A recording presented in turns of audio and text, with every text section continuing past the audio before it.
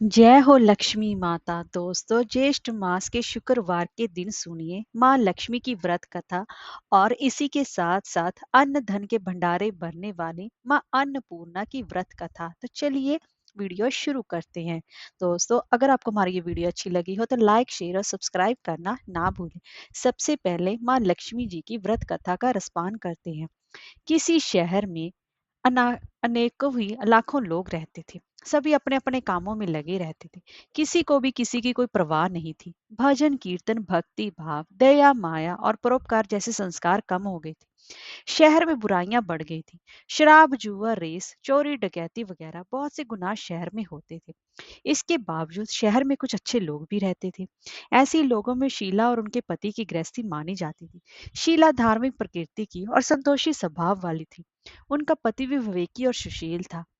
शीला और उसका पति कभी किसी की बुराई नहीं करते थे और प्रभु भजन में ही अच्छी तरह समय व्यतीत कर रहे थे। शहर के लोग उनकी गृहस्थी की हमेशा ही सराहना किया करते थे। देखते ही देखते समय बदल गया। शीला का पति बुरे लोगों से दोस्ती कर बैठा। अब वह जल्द से जल्द करोड़पति बनने के ख्वाब देखने लगा। इसीलिए वह गलत रास्ते पर चल पड़ा। फलस्वरूप वह रोड़पति बन गया, यानी रास्ते पर भटकते भिखारी जैसी उसकी हालत हो गई। शराब जुआ रेस चरस गांजा वगैरह बुरी आदतों में शीला का पति भी फंस गया। दोस्तों के साथ उसे भी शराब की आदत हो गई। इस प्रकार उसने अपना सब कुछ रेस जुए में गंवा दिया। शीला को पति के प्रताप से बहुत ही ज्यादा दुख हुआ, किंतु वह भगवान पर भरोसा कर सब कुछ सहने लगी। वह अपना अधिकांश समय प्रभु भक्ति में बिताने लगी। अचानक एक दिन दोपहर को उनके द्वार पर किसी ने दस्तक दी। शीला ने द्वार खेल खोला तो देखा कि एक मांझी खड़ी थी। उसके चेहरे पर अलौकिक तेज निखर रहा था। उनकी आंखों में से मानो अमृत बह रहा था। उसका भव्य चेहरा करुणा और प्यार से छलक रहा था।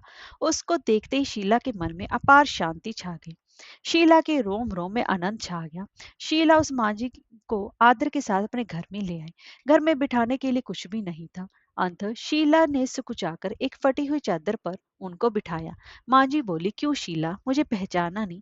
हर शुक्रवार को लक्ष्मी जी के मंदिर में भजन कीर्तन के समय मैं भी वहां आती हूँ। इसके बावजूद शीला कुछ समझ नहीं पा रही थी। फिर मांझी बोली, तुम बहुत दिनों से मंदिर नहीं आई, इसीलिए मैं तुम्हें देखने चली है।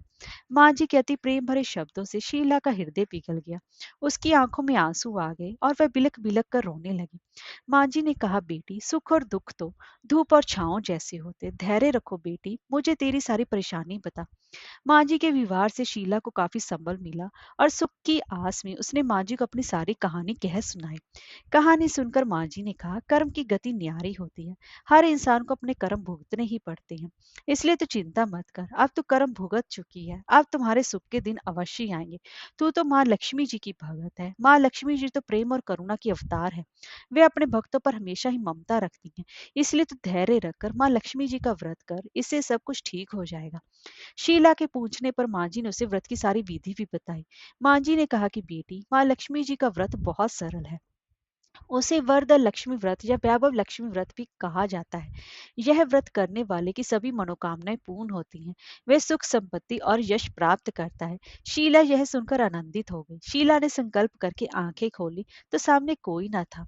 वह विस्मित हो गई कि मांझी कहाँ गई। शीला को तो तत्काल ये समझते देर न लगी कि मांझी कोई और नहीं, साक्षात माँ लक्ष्मी जी ही थी। दूसरे दिन शुक्रवार था। सुबह सवेरे स्नान करके स्वच्छ कपड़े पहनकर शीला ने मांझी द्वारा बताई विधि से पूरे मन से व्रत किया। आखिरी में प्रसाद वितरण हुआ। यह प्रसाद पहले पति को खिलाया। प्रसाद खाते ही पति के स्वभाव में फर्क पड़ गया। उस दिन उसने शीला को मारा नहीं, सताया भी नहीं। शीला को बहुत आनंद हुआ। उसके मन में वैभव लक्ष्मी व्रत के लिए श्रद्धा बढ़ गई। शीला ने पूर्ण श्रद्धा भक्ति से 21 शुक्रवार तक वैभव लक्ष्मी व्रत किया। 21वें शुक्रवार को माँ जी के कहे मुताबिक उद्यापन विधि करके 7 स्त्रियों को वैभव लक्ष्मी व्रत की 7 पुस्तकें उपहार में दी। फिर माता जी के धन लक्ष्मी स्वरूप की छवि को वंदन करके भाव से मन ही मन प्रार्थना करने लगी कि हे माँ धन लक्ष्मी, मैंने आपका वैभव लक्ष्मी व्रत करने की मन्नत मानी थी, वह व्रत आज पूर्ण किया है। हे माँ, मेरी हर विपत्ति दूर करो, हमारा सबका कल्याण करो, जिससे संतान ना हो उसे संतान देना, सौभाग्यवती स्त्री का सौभाग्य अखंड रखना, कुमारी लड़की को मन भावन पति देना, जो आपका ये चमत्कारी वैभव लक्ष्मी व्रत करे, उनकी सब विपत्ति दूर करना, सभी को सुखी करना। हे माँ, आपकी महिमा अपार है। ऐसा बोलकर लक्ष्मी जी के धन लक्ष्मी स्वरूप की छवि को प्रणाम किया। व्रत के प्रभाव से शीला का पति अच्छा आदमी बन गया और कड़ी मेहनत करके व्यवसाय करने लगा। उसने तुरंत शीला के गिरवी रखे गहने छुड़ा लिए। घर में धन की बाढ़ सी आ गई। घर में पहले जैसी सुख शांति छा गई। वैभव लक्ष्मी व्रत का प्रभाव देकर मोहल्ले की दूसरी स्त्रियां भी विधि पूर्वक वैभव लक्ष्मी व्रत रखने लगी। और आखिरी शुक्रवार को प्रसाद के लिए खीर बनानी चाहिए। जिस प्रकार की हर शुक्रवार को हम पूजन करते हैं वैसे ही करना चाहिए।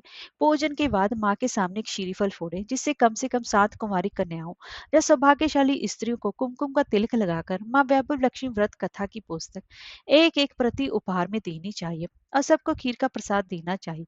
इसके बाद माँ लक्ष्मी जी को श्रद्धा सहित प्रणाम करना चाहिए। फिर माता जी के धन लक्ष्मी स्वरूप की छवि को बंधन करके भाव से मन ही मन प्रार्थना करें, हे माँ धन लक्ष्मी, मैंने आपका वैभव लक्ष्मी व्रत करने की मन्नत मांगी थी, वह व्रत आज पूर्ण किया है। वह सब आपकी मनोकामना से, आपकी आशीर्वाद से हमारी ये सभी मनोकामनाएं पूर्ण हो। हमारी हर विपत्ति को दूर करे, हम सबका कल्याण करे। जिसे संतान ना हो उसे संतान देना, सौभाग्यवती स्त्री का सौभाग्य अखंड रखना, कुंवारी लड़की को मन भावन पति देना। जो ये आपका चमत्कारी वैभव लक्ष्मी व्रत करे उसकी सभी विपत्ति को दूर करना और सभी को सुखी करना। जय हो माँ वैभव लक्ष्मी की। अब मैं आपको अन्नपूर्णा माता की व्रत कथा का रसपान करा रही हूँ।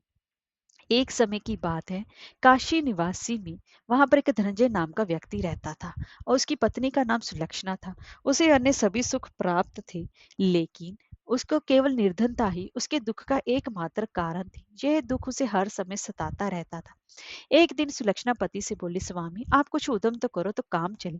इस प्रकार कब तक काम चलेगा? सुलक्षणा की बात धनंजय के मन में बैठ गई और वह उसी दिन विश्वनाथ शंकर जी को प्रसन्न करने के लिए बैठ गया और कहने लगा, हे देवादि देव, हे विश्वेश्वर, मुझे पूजा पाठ कुछ आता नहीं है, केवल आपके भरोसे बैठा रहता हूँ।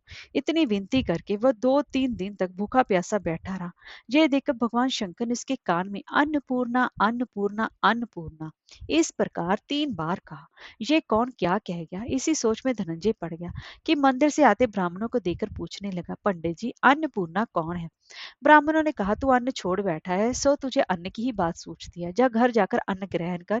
धनंजय घर गया, स्त्री से सारी बात कही। वह बोली, नाथ चिंता मत करो, स्वयं शंकर जी ने मंत्र दिया है, वे स्वयं ही खुलासा करेंगे, आप फिर जाकर उनकी आराधना करो।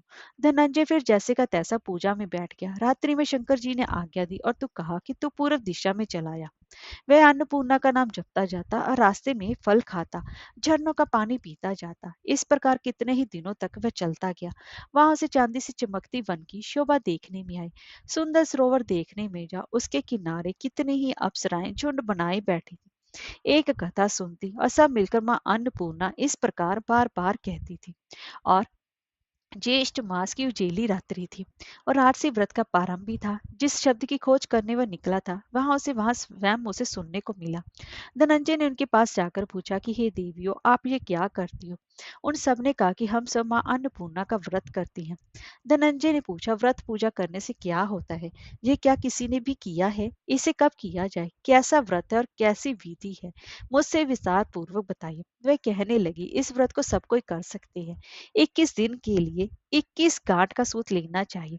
21 दिन यदि ना बने तो एक दिन उपवास करें, ये भी ना बने तो केवल कथा सुनकर प्रसाद लें। निराहार रहकर कथा करें। कथा सुनने वाला कोई ना मिले तो पीपल के पत्तों को रख सुपारी या घृत कुमारी ग्वार पाठ वृक्ष को सामने कर, दीपक को साक्षी कर, सूर्य, गाय, तुलसी या महादेव को बिना कथा सुनाए मुख में दाना ना डाले। यदि भूल से कुछ पड़ जाए तो एक दिवस फिर उपवास करें। व्रत के दिन क्रोध ना करे, झूठ ना बोले। धनंजय बोला, इस व्रत के करने से क्या होगा? वे कहने लगी, इसको करने से अंधों को नेत्र मिले, लूलों को हाथ मिले, निर्धन के घर धन आए, बांझी को संतान मिले, मूर्ख को विद्या आए। जो जिस कामना से व्रत करे माँ उसकी इच्छा पूरी करती है। वह कहने लगा, बहनों मेरे पास भी धन नहीं है, विद्या नहीं है, कुछ भी तो नहीं है। मैं तो दुखिया ब्राह्मण हूँ, मुझे इस व्रत का सूत दोगी? हाँ भाई, तेरा कल्याण हो, हम तुम्हें अवश्य देंगे, ले इस व्रत का मंगल सूत ले। धनंजय ने व्रत किया। व्रत पूरा हुआ तभी सरोवर में से 21 खंड की स्वर्ण सीढ़ी हीरा मोती जड़ी हुई प्रकट हुई। धनंजय जय अन्नपूर्णा अन्नपूर्णा कहता जाता था। इस प्रकार कितनी सीढ़ियां उतर गया तो क्या देखता है कि करोड़ों सूर्य से प्रकाशमान अन्नपूर्णा का मंदिर है। उसके सामने स्वर्ण सिंहासन पर माता अन्नपूर्णा विराजमान है। सामने भिक्षा हेतु शंकर भगवान खड़े हैं। देवांगनाएं चवर ढुलाती हैं, कितने हथियार बांधे पहरा देती हैं। धनंजय दौड़कर जगदम्बा के चरणों में गिर गया। देवी उसके मन का क्लेश जानी। धनंजय कहने लगा, माता आप तो अंतर्यामी हो, आपको अपनी दशा क्या बताऊं। माता बोली, मेरा व्रत किया है, जा संसार तेरा सत्कार करेगा। माता ने धनंजय की जीवा पर बीज मंत्र लिख दिया। अब तो उसके रोम रोम में विद्या प्रकट होगी। इतने में क्या देखता है कि काशी विश्वनाथ के मंदिर में खड़ा है। माँ का वरदान ले धनंजय घर पर आया। सुलक्षणा से सब बात कही। माता जी की कृपा से उसके घर में संपत्ति उमड़ने लगी। छोटा सा घर बहुत बड़ा गिना जाने लगा। जैसे कि शहद के छत्ते में मक्खियां जमा होती हैं, उसी प्रकार ने एक सगे संबंधी आकर उसकी बड़ाई करने लगे। कहने लगे, इतना धन और इतना बड़ा घर, सुंदर संतान नहीं तो इस कमाई का कौन भोग करेगा। सुलक्षणा से संतान नहीं है, इसलिए तुम दूसरा विवाह करो।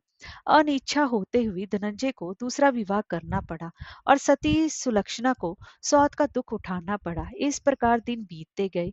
फिर महीना आया, अगला नया महीना आया। नए बंधन से बंधे पति से सुलक्षणा ने कहलाया कि हम व्रत के प्रभाव से सुखी हुए हैं, इस कारण ये व्रत छोड़ना नहीं चाहिए। ये माता जी का ही प्रताप है जो हम इतने संपन्न और सुखी हैं। सुलक्षणा की बात सुनकर धनंजय उसके यहाँ आया और व्रत में बैठ गया। नई बहू को इस व्रत की खबर नहीं थी। वह धनंजय के आने की राह देख रही थी। दिन बीत गए और व्रत पूर्ण होने में 3 दिवस बाकी थे कि नई बहू को खबर पड़ी। उसके मन में ईर्ष्या की ज्वाला दहकने लगी थी। सुलक्षणा के घर आ पहुंची और उसने वहां भगदड़ मचा दी। वह धनंजय को अपने साथ ले गई। नए घर में धनंजय को थोड़ी देर के लिए निद्रा ने आ दबाया। इसी समय नई बहू ने उसका व्रत का सूत तोड़कर आग में फेंक दिया। अब तो माता जी का कोप जा गया। घर में अकस्मात आग लग गई, सब कुछ जलकर खाक हो गया। सुलक्षणा जान गई कि पति को फिर अपने घर ले आई। नई बहू रूठ कर पिता के घर जा बैठी। पति को परमेश्वर मानने वाली सुलक्षणा बोली, नाथ घबराना नहीं, माता जी की कृपा अलौकिक है। पुत्र को पुत्र हो जाता है पर माता को माता नहीं होती। अब आप श्रद्धा और भक्ति से आराधना शुरू करो, वे जरूर हमारा कल्याण करेंगी। धनंजय फिर माता के पीछे पड़ गया।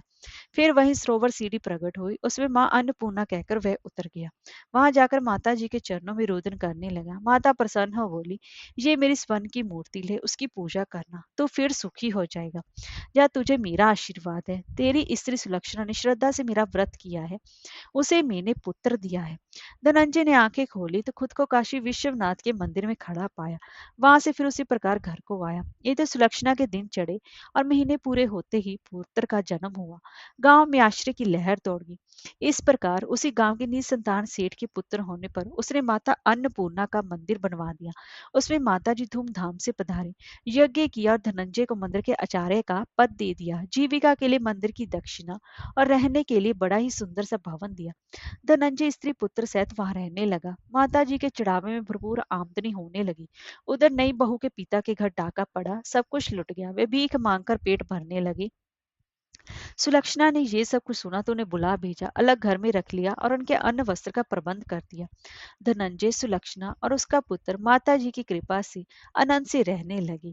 हे अन्नपूर्णा माता, जैसे इनके भंडारे भरे वैसे ही सबके भरना। कहानी कहने वाले और सुनने वाले की सभी की मनोकामनाओं को पूर्ण करना। जय माँ अन्नपूर्णा, जय माँ लक्ष्मी।